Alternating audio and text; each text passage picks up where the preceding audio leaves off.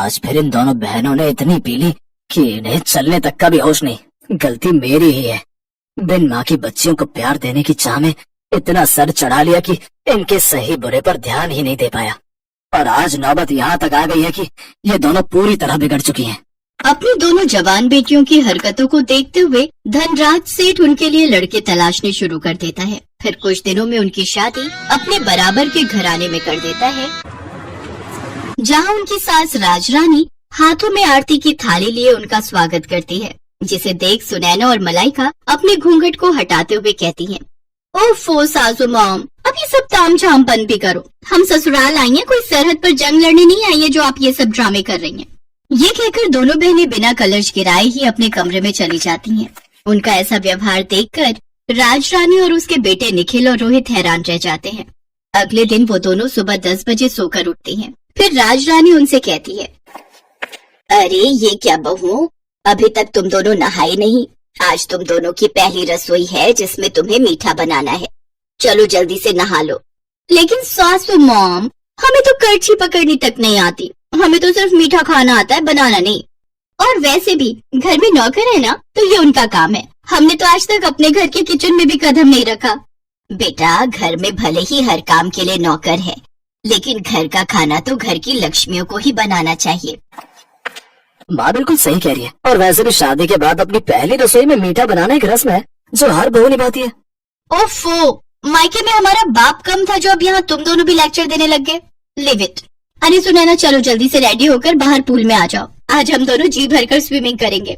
कुछ देर बाद दोनों बहनें सब घर वालों और नौकरों के सामने स्विमिंग ड्रेस पहनकर आती हैं और पूल में जाकर नहाने लगती हैं। अपनी बहुओं की ऐसी बेशर्मी देख राजरानी का तो सर शर्म से झुक जाता है।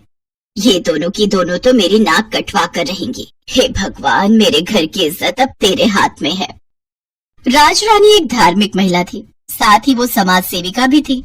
उसका खुद का एक बड़ा एनजीओ था जिससे शहर की बड़ी बड़ी हस्तियां जुड़ी हुई थी। ऐसे ही कुछ दिन बीतते हैं। मलाइका और सुनैना अपने ससुराल के प्रति कोई जिम्मेदारी नहीं समझती थी।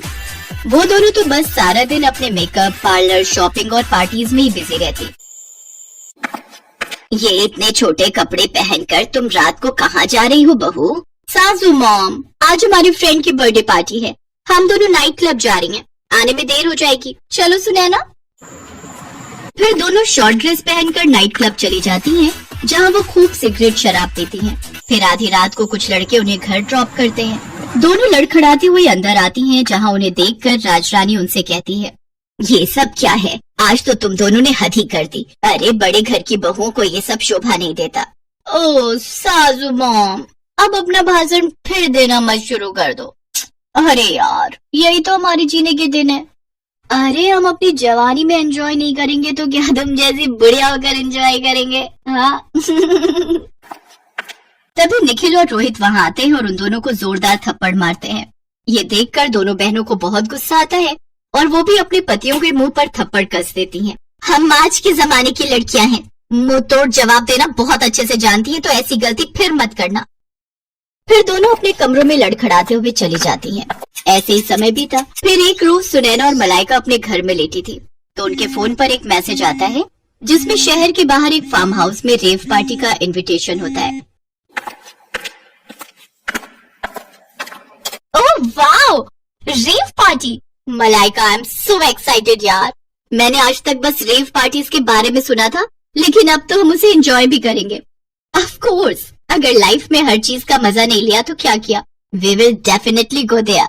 दोनों बहनें खुश हो जाती हैं और शाम को तैयार होकर अपनी कार लेकर वहाँ पहुँच जाती हैं। पुलिस से छुपकर उस फार्म हाउस पर हो रही पार्टी में शराब, सिगरेट, ड्रग्स से लेकर सुख की हर चीज शामिल होती है। वो दोनों उस दिन ड्रग्स का सेवन भी करती हैं, जिससे उनका सर पूरी तरह घूम जाता है और वो एक अलग ही दुनिया में होती हैं। तभी एक लड़का जो कि नशे में होता है, मलाइका को गलत तरीके से छूने की कोशिश करता है। तभी कुछ पल के लिए लाइट चली जाती है और जब लाइट आती है तो वो लड़का जो मलाइका को छेड़ रहा था वो मरा हुआ जमीन पर पड़ा होता है। कुछ ही देर में उस पार्टी में पुलिस छापा मारती है और सबको अरेस्ट कर लेती है। अगले दिन राजरानी अपने बेटों के साथ जेल पहुंचती है।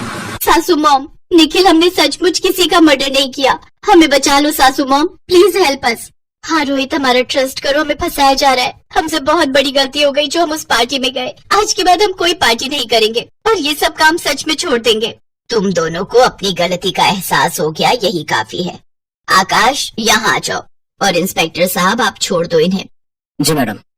ये लड़का तो जिंदा है। हाँ, ये सब हमारे प्लान था, तुम दोनों की अक्ल ठिकाने लगाने के लिए। दरअसल ये सारा प्लान राजरानी और उसके बेटों का था, जो उन्होंने अपनी बहुओं को सबक सिखाने के लिए किया था। उन्होंने ही अपनी पहुंच का इस्तेमाल करते हुए इस पार्टी का आयोजन किया और ये सब ड्रामा रचा। लेकिन इससे मलाइका और सुनैना को अच्छा सबक मिला और वो दोनों अब बेशर्म से संस्कारी बहुएं बन गई, जो अपने परिवार के साथ अच्छे से अपनी गृहस्थी चलाने